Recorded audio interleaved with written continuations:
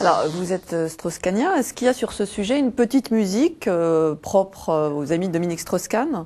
Il y a une musique de plus en plus forte de beaucoup d'élus et de responsables du Parti socialiste qui disent effectivement la justice et l'efficacité commandent sans doute des prélèvements supplémentaires, je ne rentre pas dans les détails, mais que ceci ne suffira pas, qu'il faudra donc aller vers l'allongement de la durée du travail, mais que ceci n'est possible que s'il y a de véritables contreparties. Vous voyez, les choses sont assez simples, et c'est ce que dit d'ailleurs le rapport du corps. Si on évacue un peu les discussions un peu tendancieuses autour de sommes un peu ahurissantes à 50 ans ou à 40 ans, ce qui est important, c'est de dire il y a un problème, ce problème de financement existe, une solution unique, c'est-à-dire l'allongement ou les prélèvements supplémentaires ne suffiront pas, il faut mettre sur la table tout sans tabou, mais il faut une véritable discussion qui prenne en compte les différents éléments et les différentes approches. C'est ça la base d'un compromis social. Et donc, face à ce qui est sans doute inéluctable, c'est-à-dire un allongement de la durée de cotisation, il faut d'authentiques contreparties. C'est ça le compromis social que j'appelle de mes vœux. Alors, Dominique Strauss-Kahn a assuré dimanche sur CNN n'avoir pas d'autre projet que le FMI. Bon, c'est vrai qu'il lui est peut-être difficile de dire autre chose, mais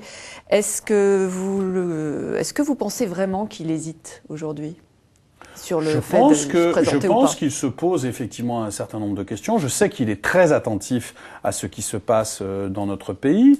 Et je sais surtout que beaucoup de socialistes imaginent mal faire face à la situation. Et j'allais dire beaucoup de socialistes, mon propos est un peu court. Je dirais beaucoup de Français, et même à droite, et même à la gauche du Parti socialiste, savent que dans les difficultés que va connaître notre pays, eh bien, les compétences, mais aussi l'engagement d'hommes d'État et la crédibilité de Dominique Strauss-Kahn seraient un atout considérable. Alors, ne précipitons pas les échéances. L'année 2010 n'est pas faite pour parler d'élections présidentielles.